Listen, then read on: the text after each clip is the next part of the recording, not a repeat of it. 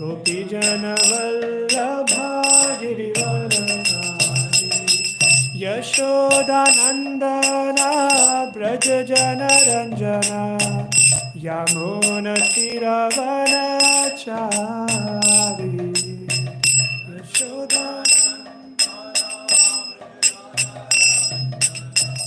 यमुनतिरवनचारी Hare Krishna, Hare Krishna, Krishna Krishna, Hare Hare, Hare Rama, Hare Rama, Rama Rama, Hare Hare, Hare Krishna, Krishna Krishna, Hare Hare, Hare Rama, Hare Rama, Rama Rama, Hare Hare, Hare Krishna, Hare Krishna, Krishna Krishna, Hare Hare, Hare Rama, Hare Rama, Rama Rama, Hare Hare, Hare Krishna, Krishna Krishna, Hare Hare, Hare Rama, Hare Rama, Rama Rama, Hare Hare, Hare Krishna, Krishna Krishna, Hare Hare, Hare Ram, Ram Rama, Hare Hare, Hare Krishna, Hare Ram, Rama Rama, Hare Hare Krishna, Krishna Krishna, Hare Hare, Hare Ram, Rama Rama, Hare Hare,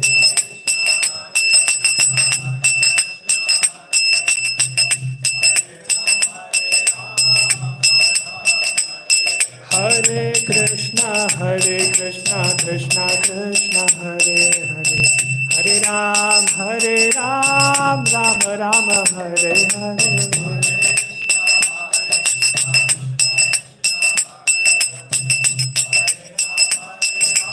Ram Ram, Hare Hare Krishna, Krishna Krishna, Hare Hare, Hare Ram, Ram Ram, Hare Hare,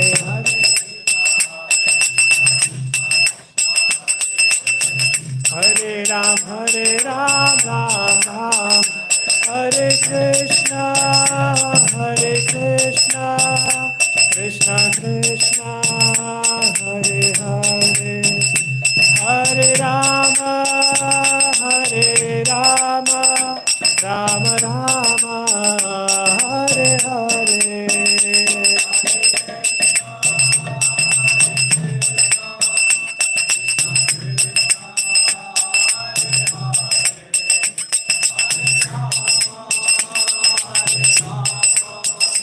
Rama Rama, Hare Hare, Hare Krishna, Krishna Krishna, Hare Hare, Hare Rama, Rama Rama, Hare Hare, Hare Krishna, Krishna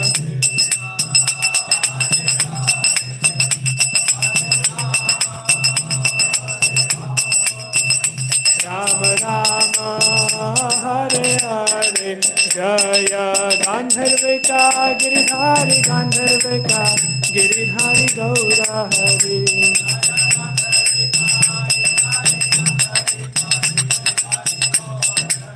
Jaya Lakshmi Narasimha, Jaya Anantadev, Lakshmi Narasimha, Jaya Anantadev,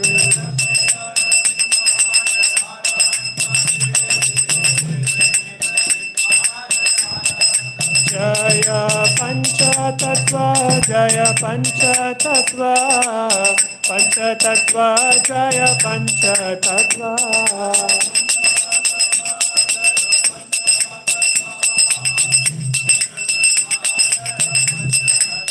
Jaya Nitai Gaur Sundar, Jaya Nitai Gaur Sundar, Nitai Gaur Sundar, Jaya Nitai Gaur Sundar.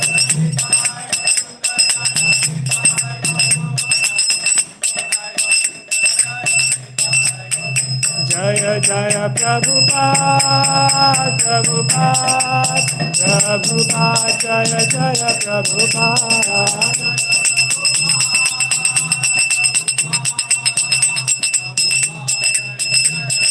Jaya Jaya Prabhupada, Prabhupada, Prabhupada, Jaya Jaya Prabhupada.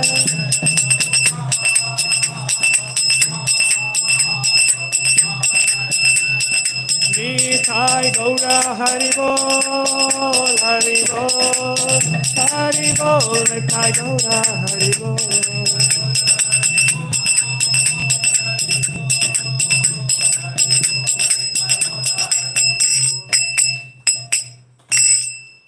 Om Ajnanatimirandhasya Jnananjana-shalakaya Chakshur Unmilitam Yena Tasmai Shri Gurave Namaha. Shri Chaitanya Manobhishtam Sthapitam Yena Bhutale Swayam Rupaha Kada Mahyam Dadati Swapadantikam.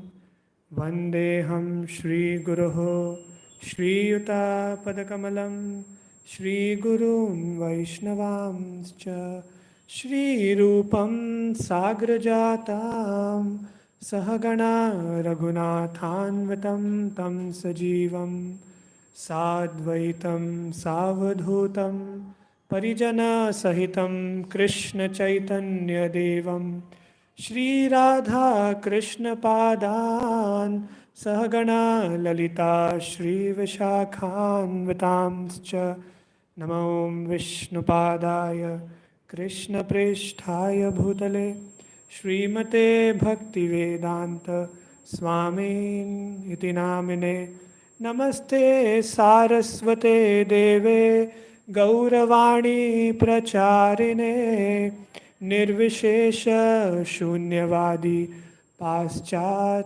Deshatarine. Jai Sri Krishna Chaitanya Prabhu Nityananda Shri Advaita Gadadhara Shrivas Adi Gaura Bhakta Vrinda. Hare Krishna, Hare Krishna, Krishna Krishna, Hare Hare, Hare Rama, Hare Rama, Rama Rama, Hare Hare.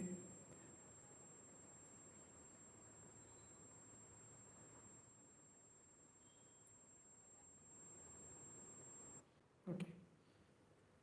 So welcome everybody to this wonderful Bhagavad Gita class, which happens every weekday in ISKCON Whitefield, where one verse of Bhagavad Gita is taken every single weekday. In one day, one verse of Bhagavad Gita. And it's very nice that this uh, opportunity is being given to everybody to come and then attend and then hear Bhagavad Gita. So this opportunity is very, very rare in the age of Kali, where there is so much disturbance, everybody is so much disturbed, so much distracted. But taking out time and at least hearing Bhagavad Gita for at least some time will actually give us so much of enthusiasm, so much of boost, and so much of clarity about life, about the goal of life. That's what Bhagavad Gita is all about. So the Bhagavad Gita brings about revolution in one's life because it talks about the fundamentals. When one actually takes the shelter of Bhagavad Gita with sincerity, with full attention, then for sure Krishna is Paramatma sitting in the heart. He inspires that person and he gives the person the intelligence to act in the world, right? And to understand the goal of life and to achieve it also. That's what Krishna says in the Bhagavad Gita itself, that Tesham satata yuktanam bhajatam priti purvakam dadami buddhi yogam tam yena mam upayantite. That whoever always remembers me and who is always engaged in worshipping me with devotion, then I give him the intelligence. Dadami buddhi yogam tam. Buddhi yogam. Dadami means I give. So because Krishna is sitting in the heart, in the region of the heart as Paramatma, he knows everything. So if he sees that the living entity, the soul, is really sincerely trying to understand about life, to understand, to go deep into the aspects of life, and to know about the goal of life and to attain it sincerely. So then Krishna gives the intelligence, and then he inspires that person, and that person attains the goal also. Yena mam upayanti te. Then he gives the intelligence how to come back to me. So like that.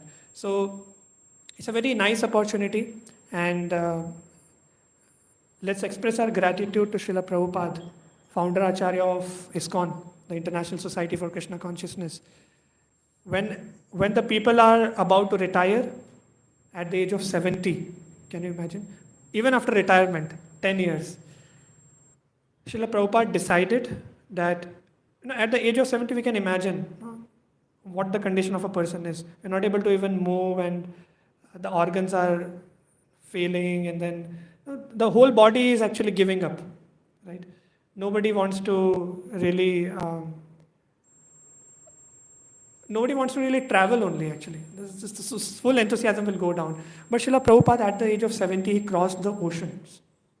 And then he went to America, abroad, just for one mission, to preach the message of Srimad Bhagavatam all over the world.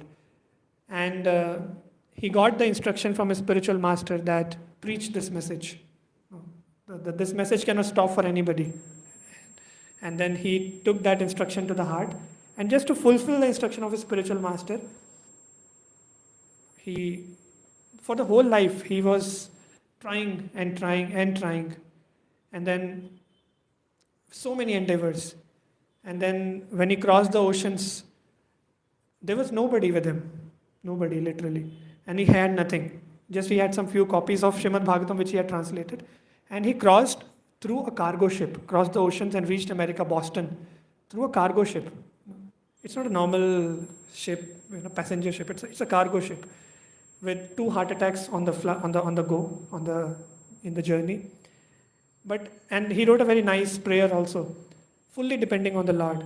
That, oh Lord, now I'm just like a puppet in your hands. Make me dance as you like.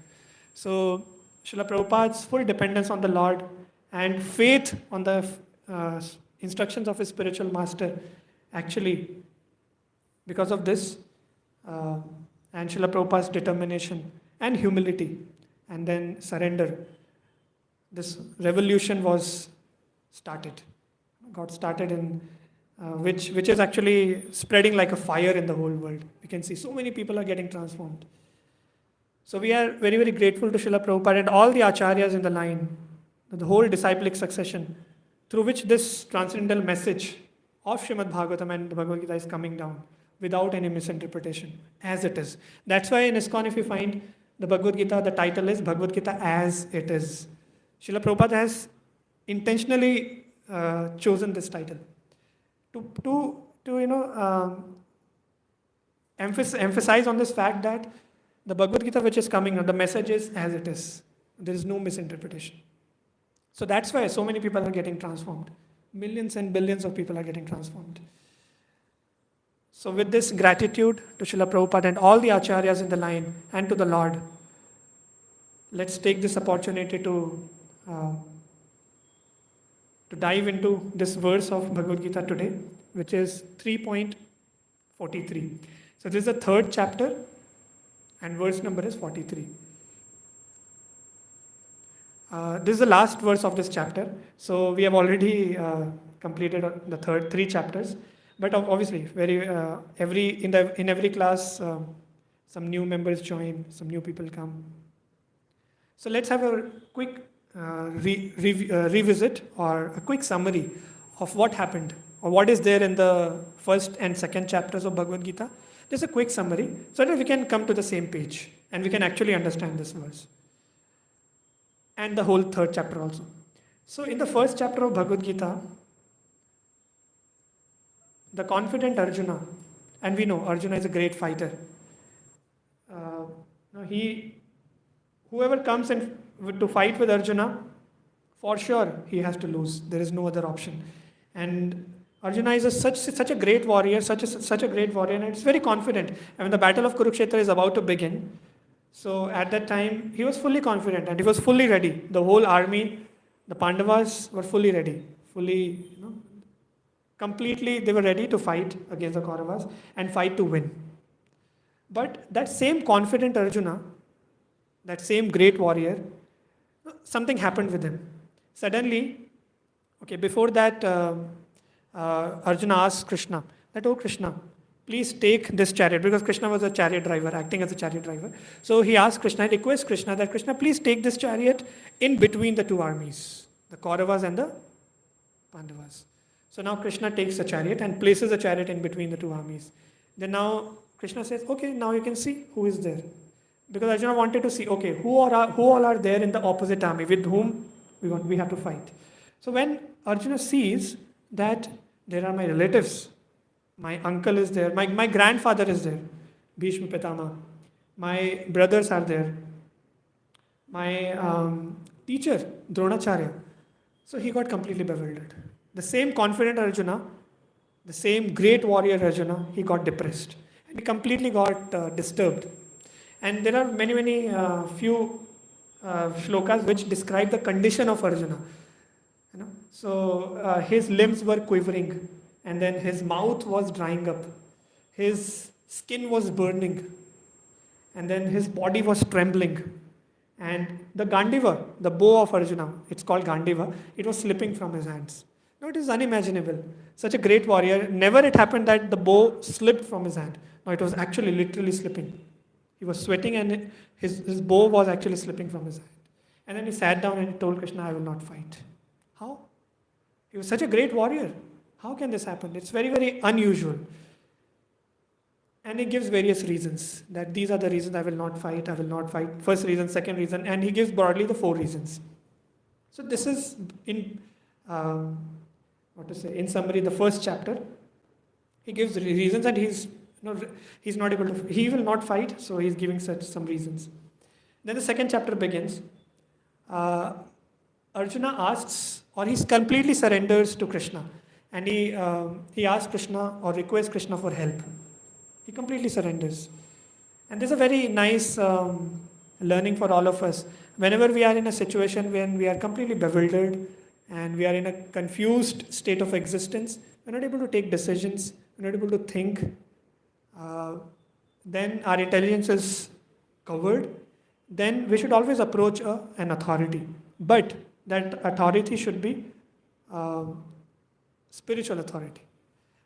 And he should be bona fide. He should come down, he should be coming down, he should be connected to a bona fide disciplic succession, where the actual message of Bhagavad Gita and Srimad Bhagavatam is coming down, and he's practicing that in his life. So, this is a very nice lesson from Arjuna, that he completely surrenders to Krishna, that I cannot fight, I don't know what to do, now you guide me. Okay. Now, Krishna starts speaking, and he gives an analytical study or analysis between the concept between the distinction between body and soul. That see, the body is temporary. You are seeing your relatives in the opposite army, right? On the basis of body. That he is my relative, he is my brother, he is my grandfather, he is my teacher. So I cannot kill them, right? So this is bodily conception of life. You are not able to see the permanent soul within each body, right? Actually, the body is temporary. So Krishna gives an example, also very nice example, that just like we change our dress every day. For example, now I'm wearing this dhoti kurta. Tomorrow I will not wear this, right? Because it gets dirty. And also after some time the same cloth will be torn, right? Wear and tear will happen and it will become useless. So we use it in pochas, right? So the Indians are very smart. So they don't want to waste anything till the last breath. Till the last breath of that particular object, they will use it. Even the toothpaste, They're always, they will squeeze it in some way or the other, and till the last moment they will squeeze out the toothpaste. Yeah, so that's good. But the main point here is that all the things and the bodies, will become useless after some time, and it will die.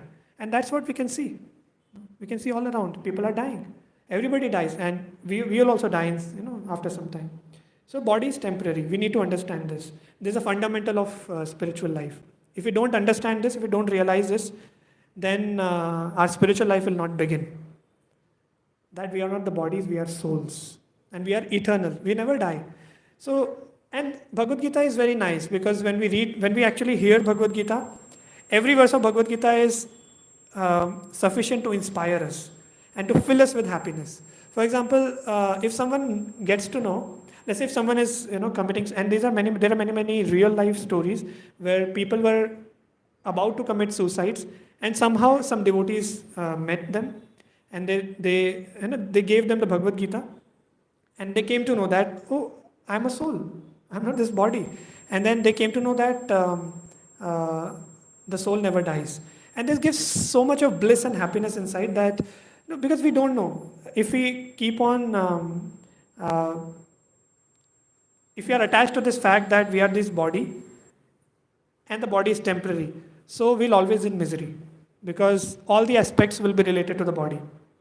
But when we at least come to this understanding that I'm not the body, I'm spirit soul, and soul is eternal, then it's sufficient to give us so much of happiness that, oh, I'll never die. This will give us so much bliss. So that's how Bhagavad Gita is. It truly inspires one from within, and it fills one with real happiness and bliss and joy. Right? So this is what Krishna speaks about, the distinction between body and soul. He also talks about the activities of the soul. He tells that a soul can never be idle. A soul is always active. That is the nature of the soul. He's always active. That's why we see that people who are sitting idle in a room, they get frustrated after some time, because the nature of the soul is to be active, right? To think something, to do something, always, to feel, to experience. The soul can never be idle. Okay. So Krishna says to Arjuna that, see, don't abstain from your duty. Do your duty. What is your duty at this point of time? To fight. Right? So do your duty, but what Krishna mentions is how to do the duty. What should be our consciousness when we are doing some work. Right? So Krishna very nicely mentions that we should do our duty, but we should not be attached to the fruits. Right? This is the whole substance of this discussion between Krishna and Arjuna, after the analysis between body and soul, that we should do our duty, but we should never be attached to the fruits of the results of the activity, because the results are temporary, and if we are attached to something temporary, we will get frustrated after some time. That is for sure. But if we understand that, or the consciousness of doing that activity is to please the Lord, that I'm doing this activity, I'm doing this duty to please the Lord. That's it, to serve the Lord. Then whatever result comes, whether it's gain or loss, whether it results into respect or disrespect, whatever happens, the dualities, I'm not attached to it. I offer everything to Krishna. That's it. Krishna is the enjoyer. So when we have this kind of tendency, when we have this kind of consciousness, that whatever activity I'm doing, I'm just doing for the pleasure of the Lord. I'm not doing for my own sense gratification, right? To fulfill my own. That's what we'll see in the 3rd chapter also. Then we will naturally be so happy. We'll not be attached to the fruits, to the results. Sometimes this misconception can happen that no attachment to fruits means we should not do any work. No. That's what Bhagavad Gita, in the 3rd chapter of Bhagavad Gita, Arjuna asks this question. Hey Krishna, you spoke that intelligence is better than fruitive activities. Fruitive activities means to do some work and getting attached to the results. That is called fruitive activity. Getting attached to the fruits. Fruitive. So Arjuna asked that now we came to the 3rd chapter, right? So Arjuna asked that, see Krishna, you told me that, I'm still confused actually. So you told me that intelligence is better than indulging in fruitive activities, doing the work and getting attached to the results. So better than this is the knowledge, the intelligence. Buddhi yoga, the knowledge, to acquire knowledge. So does it mean that I have to leave everything? Does it mean this? Then Krishna again thinks that, oh, my dear Arjuna, you didn't understand. Let me repeat again.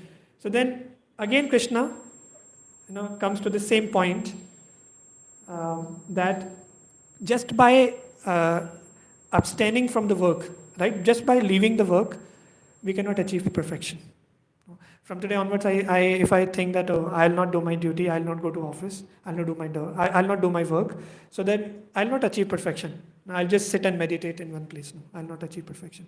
So just by cutting off or abstaining from work, or just by renouncing without proper knowledge, we cannot achieve perfection. Krishna makes it very clear, right?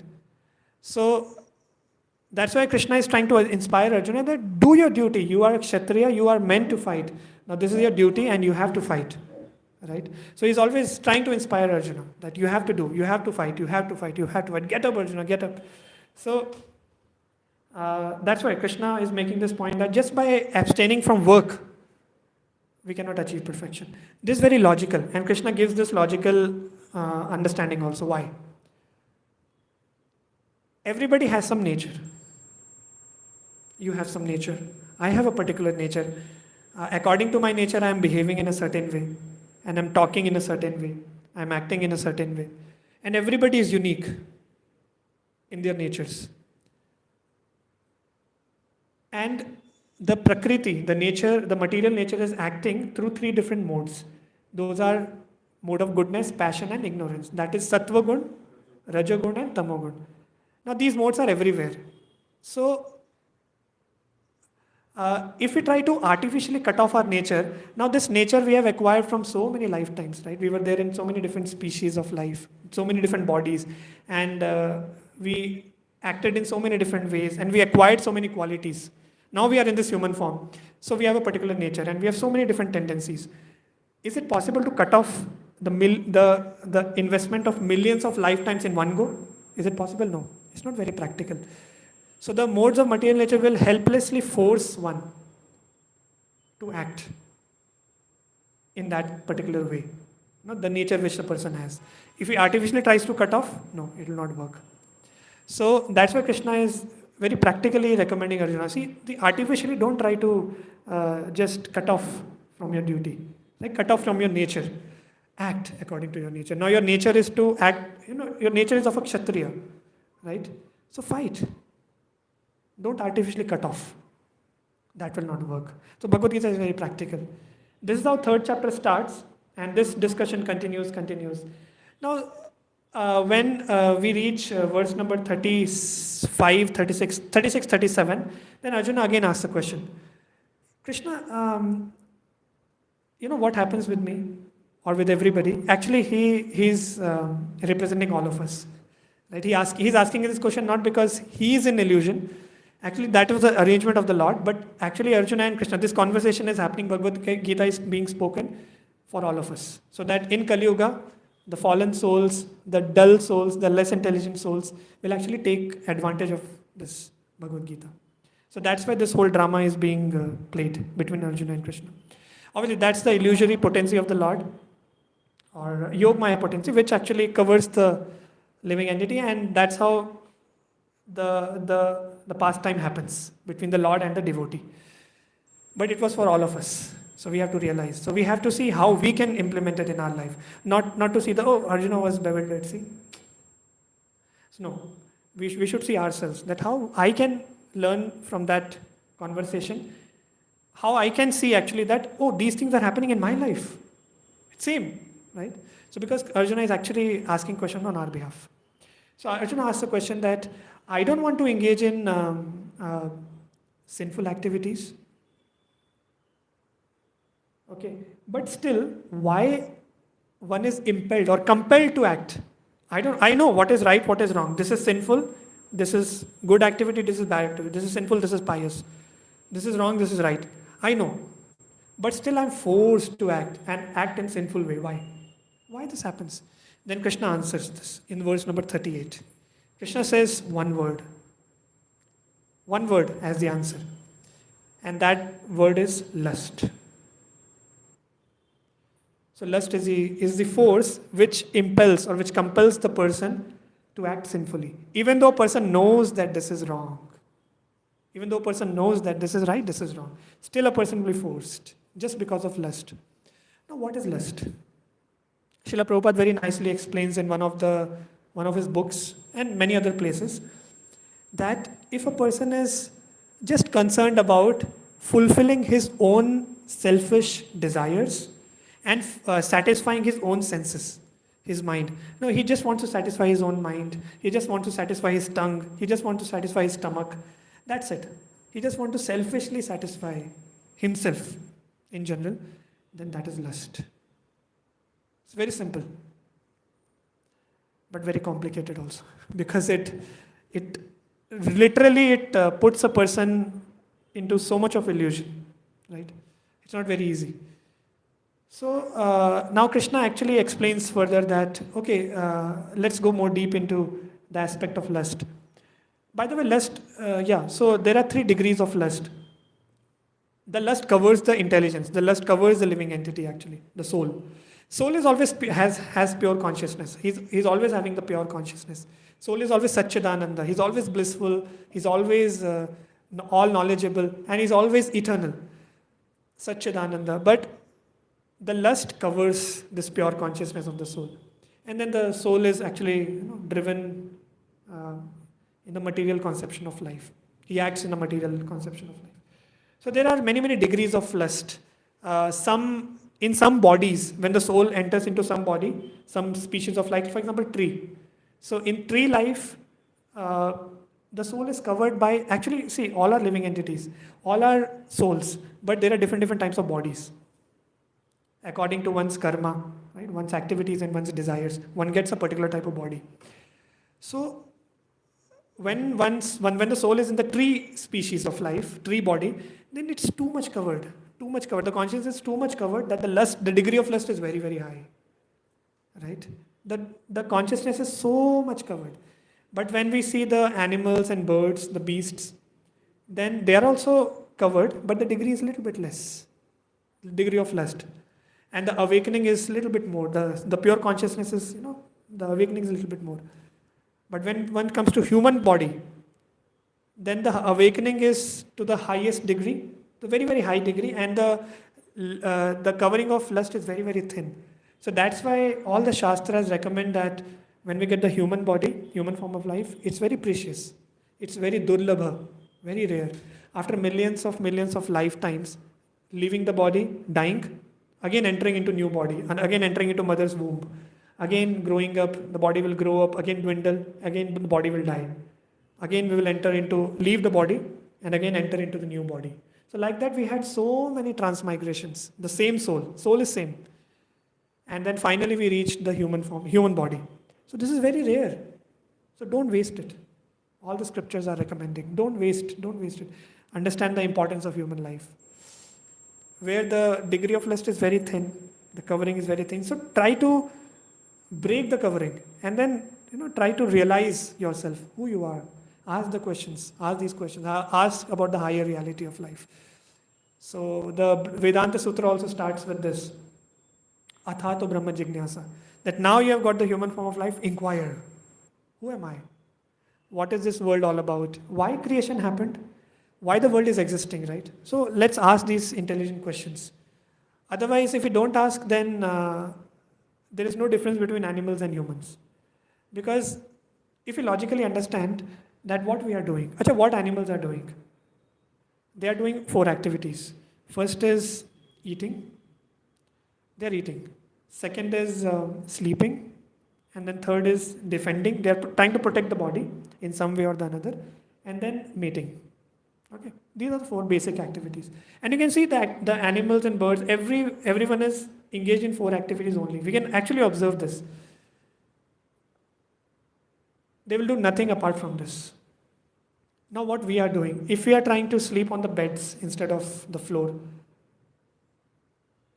so is it a different activity or the same activity? The basic activity is sleeping only, right? So there's no difference. Similarly, if you are trying to eat on the, in a nice dining set and sitting on the dining table, is it a different activity or the basic activity is same, right? Eating. Similarly, we are also trying to defend our body. When we cross the road, we look carefully, both the sides, and then we cross the road. So we are trying to defend the body. We don't want to die. And finally, mating, right? So these activities are common. We are doing it in more sophisticated way. That's the only thing. If we don't ask about the higher reality, a higher truth, then we are also engaged in 4 activities only. Then what is the difference between animals and humans? No difference. We'll be like 2-legged animals, sophisticated 2-legged animals. So that's why Shastras always recommend. That's why Krishna comes again and again, again and again. He descends from his abode into this material world. He reminds the souls, and he attracts the souls, and he reminds that why are you engaged? Why are you always, from millions and millions of lifetimes engaged in these, in material conception of life? Try to get up. Try to wake up from this diseased condition of life, and try to realize yourself, who you are. So that's how. There are different degrees of lust which are covering the soul. And the human form of life, the degree is very, very little. So we need to take advantage of it. Now, Krishna continues about the lust. And then he also says that where the lust sits. Again, so we are going deep into lust. So he says that lust, where the lust resides. Lust is sitting in intelligence. And the lust is there or is sitting in the senses, all the senses, and it is there in the mind also. So everything is affected by lust. So now how can we act, right? So now, so that's how Krishna very, very nicely analyzes and gives a very nice description about lust. Then there should be some solution also, right? So it's that, okay, if we are talking about the problem, that lust is a problem, but now there should be a solution as well. So then Krishna actually comes to the solution. Now this verse number 43, is the concluding verse of this chapter, and it's a solution that how can we conquer the lust, right? So now let's recite this verse.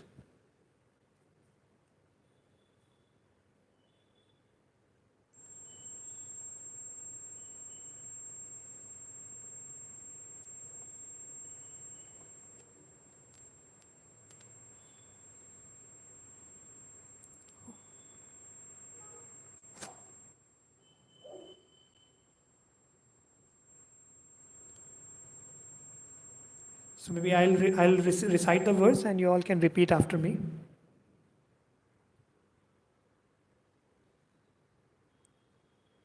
Okay. Evam buddhe param buddhva samstabhyatmanam jahi shatrum mahabaho Kamarupam Durasadam. Okay. Translation and purport by His Divine Grace, A.C. Bhaktivedanta Swami Srila Prabhupada ki Jai. So translation. Thus knowing oneself to be transcendental to the material senses, mind and intelligence, O mighty armed Arjuna, one should steady the mind by deliberate spiritual intelligence, that is Krishna consciousness, and thus by spiritual strength conquer this insatiable enemy known as lust. Now let's read the purport. How Srila Prabhupada is nicely explaining this verse. Purport. This 3rd chapter of the Bhagavad Gita is the conclusively directive to Krishna consciousness by knowing oneself as the eternal servitor of the Supreme Personality of Godhead, without considering impersonal wideness, the ultimate end. In the material existence of life, one is certainly influenced by propensities for lust and desire for dominating the resources of material nature. Desire for overloading and for sense gratification is the greatest enemy of the conditioned soul. But by the strength of Krishna consciousness, one can control the material senses, the mind, and the intelligence. One may not give up work and prescribe duties all of a sudden, but by gradually developing Krishna consciousness, one can be situated in a transcendental position without being influenced by the material senses and the mind, by steady intelligence directed toward one's pure identity. This is the sum and total of this chapter. In the immature stage of material existence, philosophical speculations and artificial attempts to control the senses by the so called practice of yogic postures can never help a man towards spiritual life. He must be trained in Krishna consciousness by higher intelligence. Okay. So, in this purport, where we can see actually that Srila Prabhupada is very nicely establishing this fact, and even Krishna is establishing this fact here, that the greatest enemy, the insatiable enemy of a living entity, the soul, is nothing but lust. It's an enemy of the soul, right? It's the greatest enemy. And now the question is how to conquer or how to rise above this, how to really defeat this enemy, right? So that's what this verse is all about. And it's a concluding verse. So this verse is actually taking us towards Krishna consciousness. Now, what is Krishna consciousness? So here, Srila Prabhupada is nicely explaining. One may not give up the work and prescribed duties all of a sudden, right? That's what we discussed. Artificially, we can never cut off our nature, artificially, or renouncing everything, and sitting idle, not doing anything. No, it is not possible, because our nature will force us to act helplessly. The material nature will force us to act according to our nature. So all of a sudden we cannot give up our duties. All of a sudden we cannot, give up our prescribed duties and work. So what should we do? We should gradually, Srila Prabhupada is explaining here, we should gradually develop Krishna consciousness by proper training. Right? At the end he mentions, he must be trained in Krishna consciousness by higher intelligence. Now what is this higher intelligence? This higher intelligence is that we should understand who we are. What is our real identity? So, as we discussed, that a soul can never be idle. He is always active. The mind is active. The senses are active. The intelligence is active. So, instead of, and we all, the souls, all these aspects, all these identities are all entities are always engaged, right, in some action or the another. For example, the mind is always engaged in thinking, willing, feeling. The intelligence is always engaged in directing the mind. And the senses are always craving for contact with the sense objects. For example, eyes want to see something beautiful. The ears want to hear something very nice. And the tongue wants to taste something very, very nice. Or the mouth, the tongue wants to always engage in speech. Wants to speak something. We can never. So all the senses are always engaged in some activity or the another. Now, the higher intelligence is how to engage the senses in proper way. That's the higher intelligence. But it should be backed up by the knowledge, right? The higher intelligence. So what is that knowledge or what is that higher intelligence? It is about our identity, who we are. So very nicely, the Shastras explained that what is our real identity? We are not just bodies. We are spirit souls. We are the parts and parcels of Krishna. In Bhagavad Gita only Krishna says, Mamai Vamsho Jiva Loke, Jiva Bhuta Sanatana. Right? That Krishna is saying that Mama Eva Amsha. That all the living entities, Jiva Bhuta, the living entities, the Jivas, are my parts and parcels, my Amshas. Right? My fragmented parts and parcels. Now let us take an example. This is a very nice example. I've heard this many, many times, and I like this example a lot. That if we talk about the organs and the parts of the body, let's say hands or the fingers, and let's say the legs, the arms, the heart, all the organs and different parts of the body. What are the parts of the body or organs of the body doing? They are always serving the body, right? For example, the hand is always engaged in, let's say the plate is there with the food, and then the hand is picking the food and then putting in the mouth. The mouth is chewing, and then it is going inside, and then the stomach is digesting, and the whole nutrition is being supplied to all the organs of the body, all the parts. So if we see that the different parts of the body are engaged, if they are engaged in serving the body, serving the stomach, if we say, then they are getting nourished, right? So similarly, or in another way, we can say the parts and parcels of the body, of the complete body, if they are engaged in service or serving the body, the complete body, then the parts and parcels are also nourished, right? Similarly, when Krishna says that Mamaiv Amsho, Mama Eva Amsho, that all these living entities, every living entity is my parts and parcels, right? So then what is our duty? Just by seeing this example, we can say that our duty is to serve Krishna. Because we are his parts and parcels, so he is the complete unit, and we are his parts and parcels. So what is the duty of the parts and parcels? To serve the complete unit. Just like the parts and parcels of the body are serving the complete unit, that is body. So similarly, the jivas who are parts and parcels, if they try to serve Krishna, the complete whole, the absolute truth, then the jivas will also get nourished. The jivas will also be blissful. They will also experience joy and happiness. Right? This is the crux of Krishna consciousness. And that is called higher intelligence. The thing which I have highlighted here. So when one is trained in Krishna consciousness by higher intelligence, that by understanding that this is my identity, there's another verse which very nicely explains that who am I? Jivera swarupa hoy, Krishnera nitya das. So Jivera means living entity. Swarupa means identity. What is the identity of the living entity or the soul? Krishnera nitya das. Nitya means eternal, forever, always. And then das means servant, right? And Krishnera means whose servant? Krishna's servant.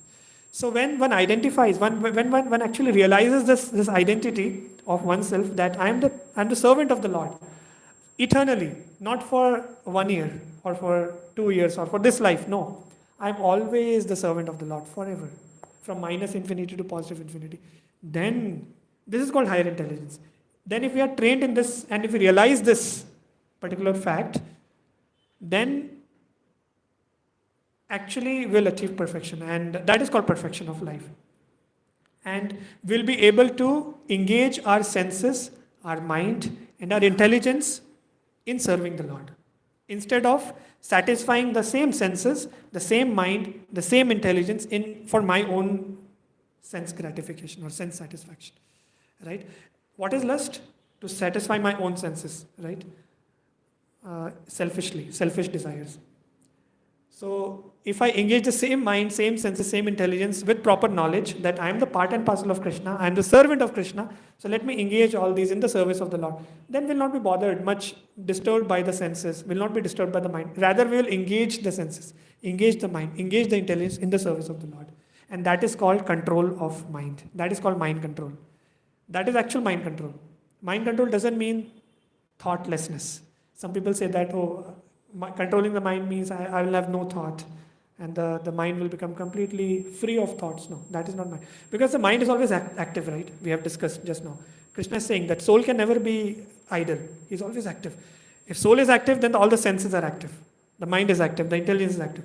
So instead of cutting off the mind or cutting off the senses, better is to engage the senses in proper direction, in proper way. Instead of satisfying for my own selfish gratification, engage the same senses, same mind, same intelligence in the service of the Lord. And that's called Krishna consciousness, and that's called higher intelligence. So if one is, so here Srila Prabhupada is saying that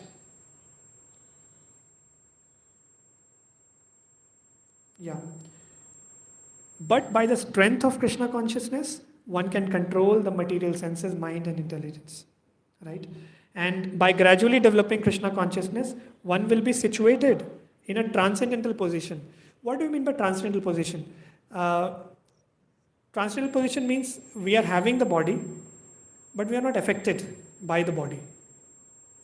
For example, we have the senses, we have the mind, we have the intelligence, but we are not affected by the disturbances of the senses. We are not affected by the disturbances of the mind, right?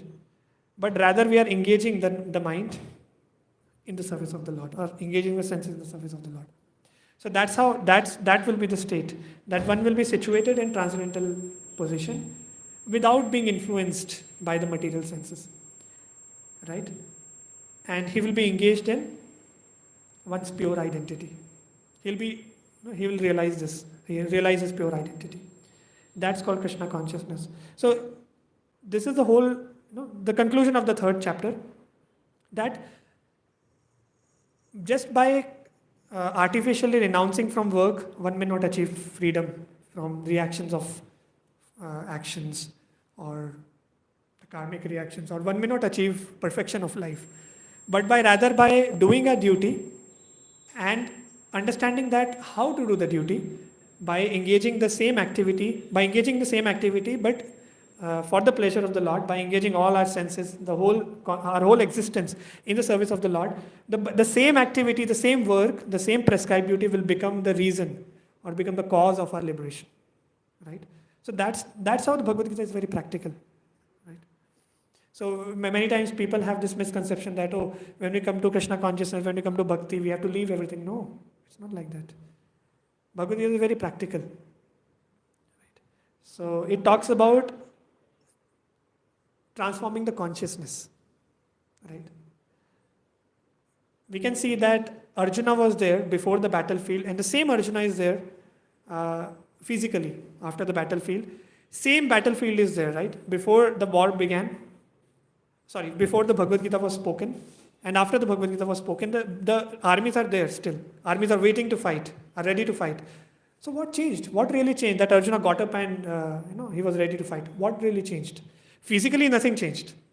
Krishna is there, Arjuna is there, the armies are there, and now this is the instance when Bhagavad Gita is spoken, and this is like before the instance when everybody was standing, and then now this is after the Bhagavad Gita was spoken. So what really changed?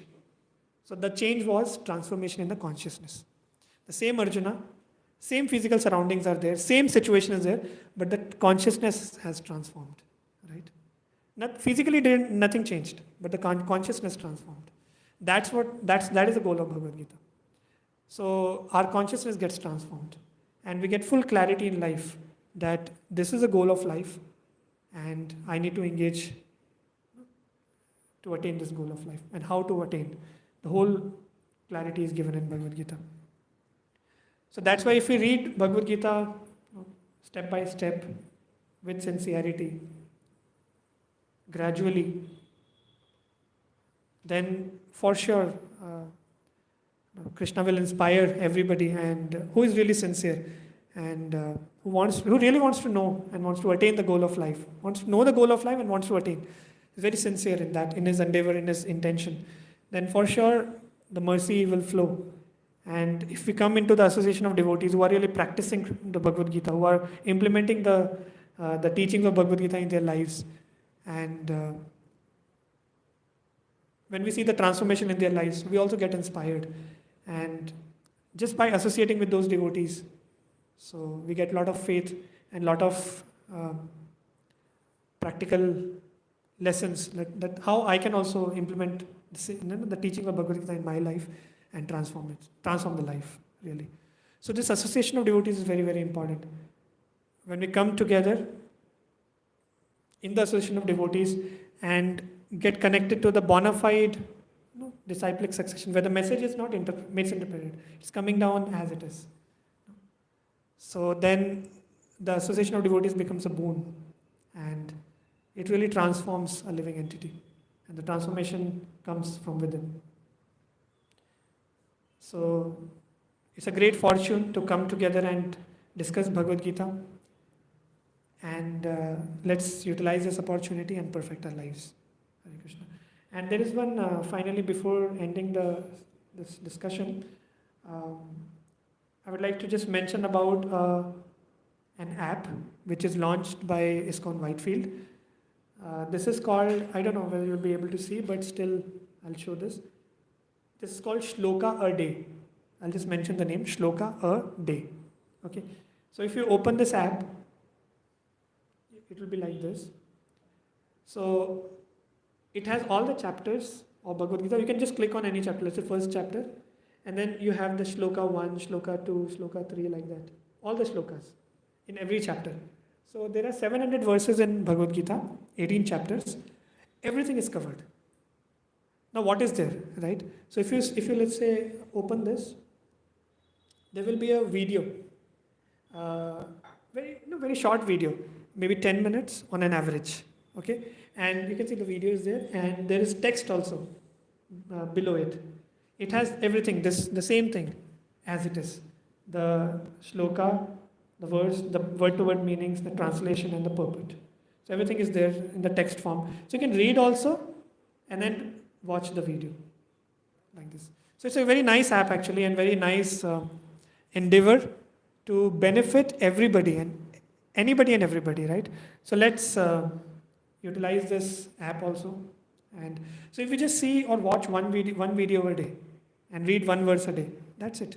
Just like there's a saying, an apple a day keeps the doctor away, right? So similarly, a shloka a day keeps the ignorance away. Okay. So like that. So that's why the app is called a shloka a day. Shloka a day. Okay. So we can utilize this. So the logo will be something like this, where a book will be opened and there will be ISKCON logo in between. You can go to the Play Store and just type shloka a day. Okay. So, and lot of endeavor is being put in this tireless endeavor. So if we utilize this, so Srila Prabhupada will be very pleased, and all the acharyas and Krishna will be pleased and will be benefited.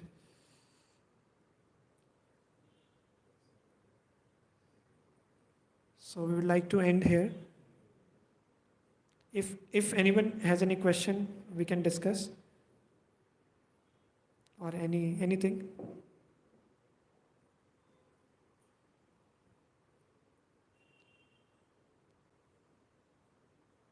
Okay, no question.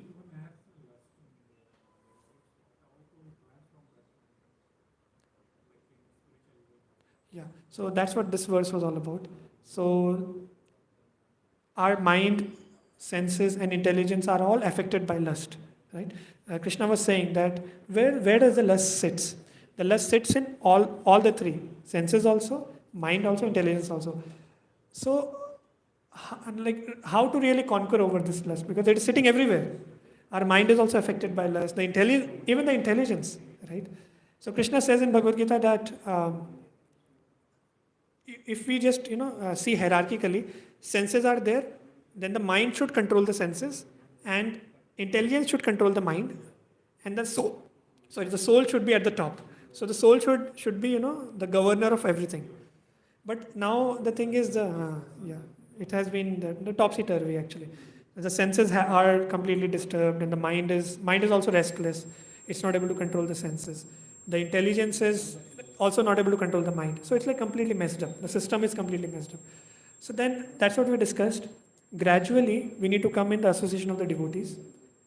Then will we, when we take prasad, when we discuss like this Bhagavad Gita, when we try to take practical lessons and implement sincerely the teachings of Bhagavad Gita, then slowly, by the mercy of the mercy of the Lord will flow, and then we'll be able to realize that knowledge. Slowly, it will gradually happen. So here Srila Prabhupada mentions, right? Gradually developing Krishna consciousness. It will be a gradual process. It will not happen overnight. So we need to come in the association of devotees. That's the key. It starts with that. Then when we practice sincerely, we chant the holy names of the Lord, we read Bhagavad Gita sincerely every day, right? Slowly, Krishna will inspire, and we'll be able to implement it. We'll be able to realize that knowledge. Thus, the science, basically the Vigyan the Gyan will become Vigyan. The knowledge will become science. Science means it can be practically experienced, and practically the results can be seen. Right? The knowledge is maybe theoretical, but it will become practical like that. And we'll be able to realize or experience it.